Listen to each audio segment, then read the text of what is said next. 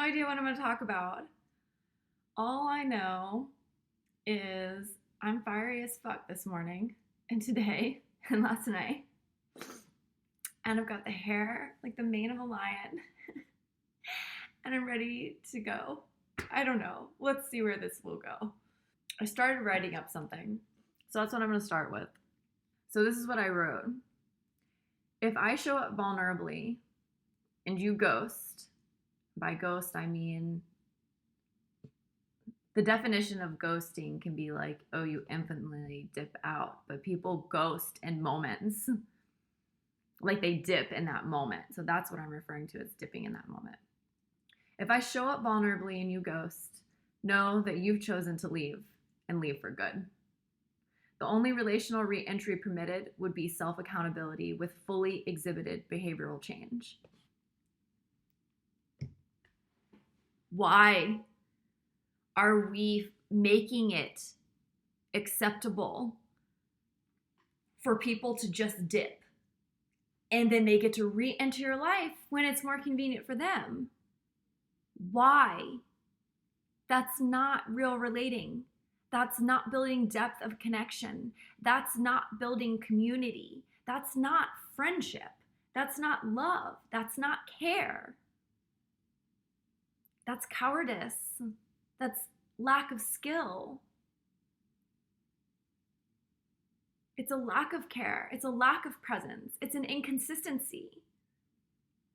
And none of that contributes to real relationship.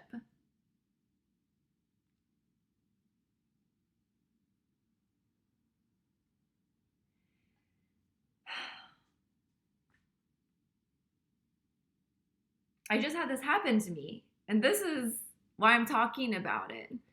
And I've had this happen to me with people that I really like, adored, I loved, cared for their being, like would have loved to continue on in a relationship. But I'm not willing to do that. I'm willing to have people become my community that are matches for me. Because what I find is that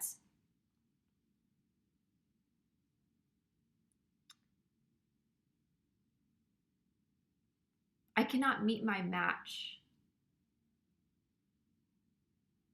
in someone who ghosts like that.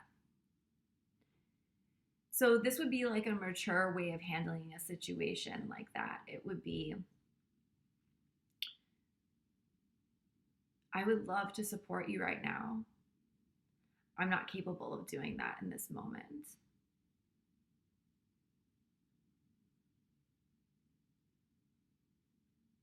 And it may even be that I'm going to check back when I am more capable.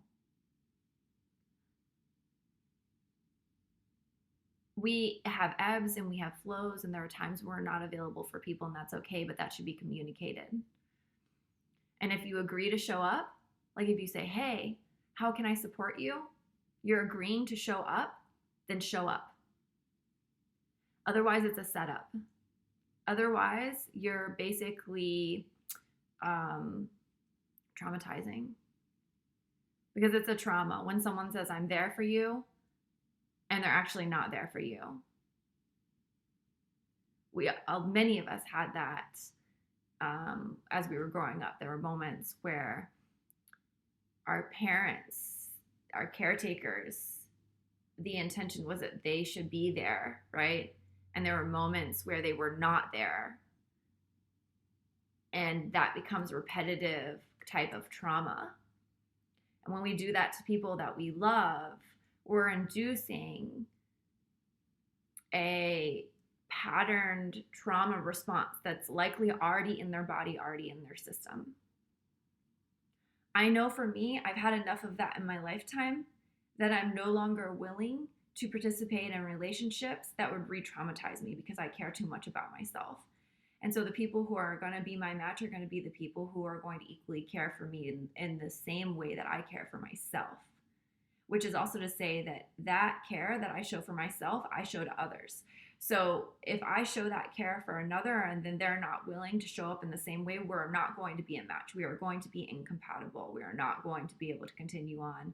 And a lasting relationship filled with depth and intimacy and vulnerability and care and presence and all of these components that for me is relationship. Without those components, for me, that's not a relationship. There's something surface. We're finding ourselves living in a world where surface relationships are considered real relationships, and they're not. They're not even close. We're not holding ourselves and also holding each other in a way that is real, that is deep, that is, the lost knowledge of tribes, where we're saying, you're only allowed to be in relationship with me when you show up in a particular way, in a particular form that I'm comfortable with. Otherwise, you're not allowed to show up in relationship to me. That creates fragmentation. Fragmentation is trauma. So then people begin to make accommodations and they say, oh, that part of myself is not welcome. So I need to hide it. I need to suppress it. I need to repress it. I need to shame it, blame it. I need to disconnect from this whole part of myself in order to maintain a relationship with another person. That is sacrificing yourself, your soul, your well-being, your coming home to wholeness in order to maintain a relationship external of you. And the most important relationship that you will ever have is to yourself. If anyone's going to have your back, you have your back. And when we make those accommodations in order to be in a relationship with someone else, we are turning our back on ourselves, and it is a self-betrayal, and that is also a trauma. It hurts deeply. I am willing to live a life with standards of relating that fit for my nervous system, that feel good to me, that are actually in support of whom and how I am, and that are of reciprocity and maturity, where each person is able to come to the table with a certain kinds of skill sets like communication and care and presence, and particularly self-accountability. Self-accountability is so fucking essential. And you have to be willing to be vulnerable, to be self-accountable. You have to be willing to humble yourself through your own vulnerability, through seeing yourself more deeply in order to be self-responsible and accountable. Otherwise, you will project your shit onto every other person that is in your existence. And when you project your stuff onto another person, you no longer get to see the other person. What you're seeing is your own stuff on another person. So you cannot create intimacy because you cannot truly meet that person in those ways in which you're projecting your own thoughts, issues, and ideas. Real relationship cannot happen in that container because it's not a container.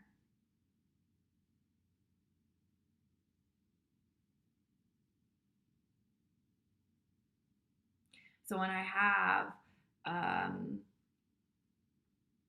I have people that I love and I care for, and I still love and care for these people. And for people who have ghosted me in vulnerable moments. And I care for myself and I love myself enough to say that I can love you from a distance, but my presence is not going to be a requirement for that. Like, I'm going to be here and you can be there, and that's okay.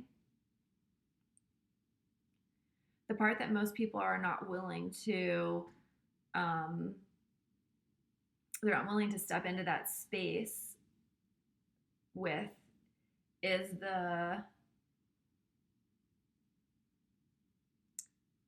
it's usually loneliness, but here's the deal. It's kind of ironic because it's, oh, then I'll have no friends, I'll have no family. And I get it, it's really hard. I'm going through it, I've been going through it. I'm now have entered into a space where I'm having people who really truly match me be part of my community. It's amazing. But there's an entire unraveling. And in that unraveling, there is a purpose to it where you meet yourself so fully. And when you drop into that space, what you meet, well, you meet many things, but one of the things that you meet is your own resiliency. And that your resiliency and caring for yourself is so deep, is so real and so true and so genuine that parting ways with people in the external that aren't a fit for that is in its own right a self-care, self-preservation. Whereas the other view is I must self-preserve by making accommodations for people who I have surface relationships with or who cannot meet me in whatever way or blah, blah, blah, blah, blah, so that I am not lonely. Because I can't go on this journey on my own. But you can. It's not, you go on your own soul journey alone, always. Like you might have guides, you might have mentors, you might have people who create activations for you, you might have people who hold you in certain moments, and yes, there's a community sphere, but ultimately your soul's journey is one that you take on your own. It is yours and yours alone. And in that, that's where you're like, wait, what is my truth? What is it that I truly want? Because when you start recognizing what you truly want and you're willing to step into those spaces, you're also willing to have the risk and the loss and the grief on the other side of it, to what no longer fits that. And that can be really hard and that can be really challenging. It's brought me to my knees many times. And it's also brought me into my own resiliency and to creating a foundation for myself that feels really good and right and whole and true and allows me to be in real relationships. And once you meet real relationships, there's no going back. Like, the relationships I used to have, I love and adore, like so much. I love the people whom I've had relationships with in my past. Many of them do not meet me where I am now, and I cannot go back into any of those relationships because who I am now and just knowing real relationship with myself internal and also with others external, they cannot satiate me. They cannot support me in my growth, in my evolution. They cannot hold or amplify the meaning that I make in life. They no longer feel meaningful for where I am and for who I am. And I'm no longer willing to make accommodations for any kind of abusive behaviors. You know, these things where it's like, oh, you know, that's just how Bob is. You know how Bob is. Well, Bob can get the fuck out of my life if Bob's like that. I'm not going to make excuses for Bob to treat me unfairly, unkindly, disrespectfully, abusively, aggressively. I'm going to hold myself accountable for protecting and holding space for, loving, caring so deeply this temple, which I am the sole owner of. And that means that Bob's got to go. Bob doesn't get to be here.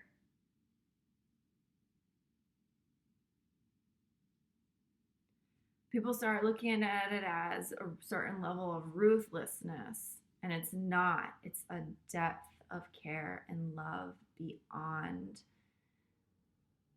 what we have been taught.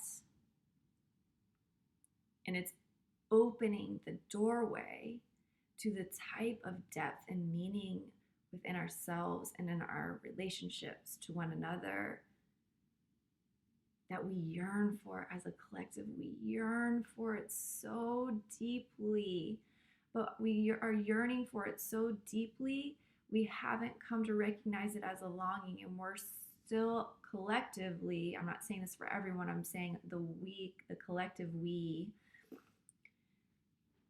is viewing it as a void. So I say that void is longing, non-manifest. The void is the deep desire, want, right? It actually is the longing, but it's longing in disguise. And so what happens is people attempt to fill the void with something that's like a substitute, but it's not the real thing because they yearn for it so bad. But trying to fill the void, it'll never, ever satiate. It can never be filled because longing is what can be fulfilled. Void cannot. It's like an empty, gaping hole, and you just have to keep filling it over and over and over again. And it becomes almost like it has an addictive, like if you're a feely type of person, and I recognize that I am a feely type of person, people that I really oftentimes speak to, like as in they feel it, it's because they're feelers. So I try to offer the signatures and the codes because there are ways of decoding these kind of things, and it can come through your feely senses that you decode it. Void, the feeling is of more of an addictive essence. So if you recognize that there's that addictive like essence, then you can be like, in what way is this a void? How can I shift my perspective into creating longing? As in, I recognize that this is a longing and it deserves to be filled and satiated appropriately. So there's void here and there's longing here. There's a whole journey in between. That center point, it's like a source point, it's the creative point, right? Is when you're like, oh, perspective shift. What did I say? This is void. I'm seeing myself on camera, so it's backwards. Okay, so this is going to be void. This is going to be longing. You have the center point, and there's this time where you have a perspective shift, and you start shifting into moving into longing. What happens is an unraveling, because this is just the natural flows and essence of life and living and transformation. There's going to be a death and dying, a destruction and emptiness. And you have to be willing to live in the empty space. And so the empty space in this situation, in this continuum, is like falling into that loneliness. It's a being willing to let go of all the void fillers. And that can happen over time too. I had a lot of relationships, a whole lot of relationships that I have let go of, allowed to dissolve down throughout several years. And it was really hard for me because I'm very people-oriented, connected type of person, very loving, very caring, and so like a lot of my things have to do with people. I mean, marriage and family therapy masters here,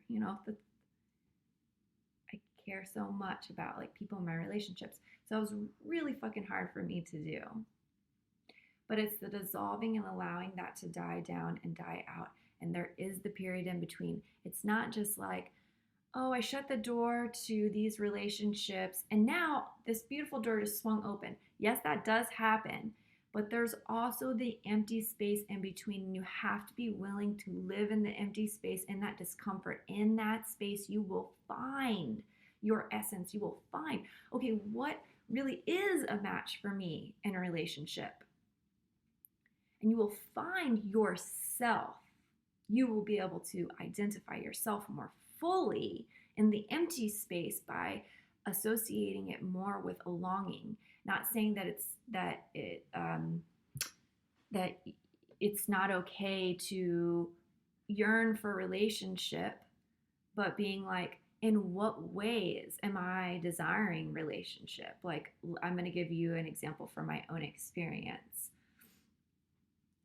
I, in the empty space, have recognized many different things that have now become, for me, clarity and boundaries in my relationships. At the core of my relationships, I recognize that presence exists. So for me, presence is one of the central components of a meaningful relationship that I'm going to have with another person. I also recognize that I make meaning out of everything that I do. And if someone else is not living on a similar, like with a similar ideology, like living by, with, and through a similar ideology of making meaning in their life, we're not going to be compatible. And so I recognize that people who are a match for me make a lot of meaning out of their lives and living. I found in the empty space, even as I was looking toward what works for me in relationship, and what that also is a question of what has not and what doesn't, what feels really fucking bad. So at the other side of presence is disconnection. And I realized that that kind of disconnection, that kind of lack of presence, is a trauma to me. I have a trauma response to it. I don't like it. It hurts really bad in my soul, and that's not something I want. So then that allows me to then recognize that presence is truly meaningful to me, and it's a necessity, a needed ingredient in my relationships. And that also means that I have to call forth people sometimes into presence, or be like, walk away if they're not present. So that's where I'm talking about my boundaries. I met myself and realized another layer of how absolutely present I am, not just to the people around me, to myself, to my body, to my experiences, to my daily lived activities. I am very grounded and on this earthly plane in many ways. I'm inspired by the cosmos, and I love living in those realms too. But I am really with the realness, is what I call it, because this is the realness. I'm in it, deeply present. So matches for me are people who can also be there. And I recognize how beautiful it is that I am so present. So I get to meet myself in a deeper way, which is meeting true being.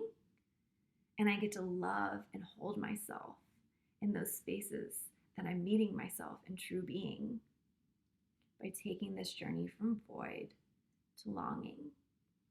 And now, where I am, like I said, it took a couple of years of death and dying. It was horrible. I got down to having 0 people in the physical, and my best friends online, I also had gotten down to not being able to connect or communicate with them. I was taken all the way into it. And then, whoop, whoop, door opened.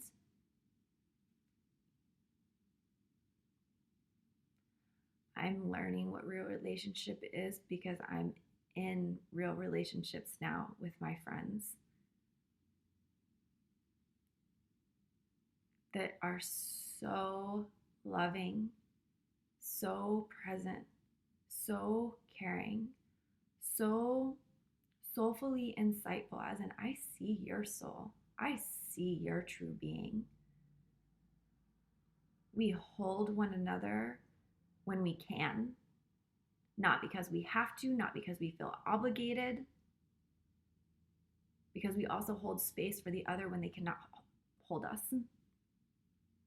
We communicate.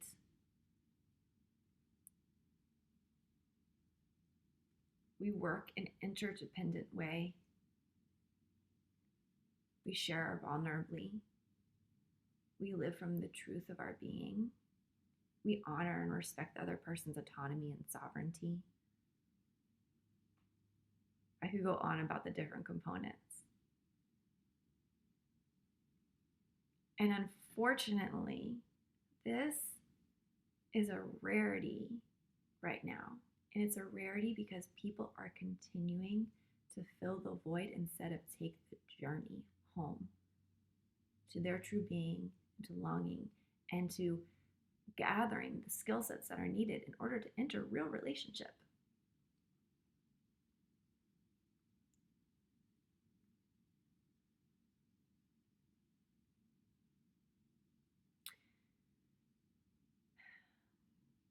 There's one other thing that I have coming to mind, but I'm not going to talk on it because I feel like it could be a whole topic of its own. I just want to end it by saying that there's a lot of reason why right now, in this day and age, in the place of transformation for us as a collective, that many people who are walking the walk of stepping into relationship is what I call it, are facing so much isolation and loneliness and lack of community and lack of support. There's a lot of just where we are in our collective journey contributes to that greatly. And I want for each and every one of you to know that you are so resilient. And that even at the depths of isolation, I mean, I've really met it in myself in my journey. I went through almost a whole year of existential crisis of isolation, and it was painful. But you are so resilient, just like me. You are so resilient, and you can drop into the depths of it, and you could turn into real relationships. You can sacrifice surface connections, abusive relating, and you can pivot toward longing and enter a realm of real relationship that will be soul satiating. And it is there that you will be held as you truly deserve to be held, worthy and whole. Thank you for witnessing. Love you all so much.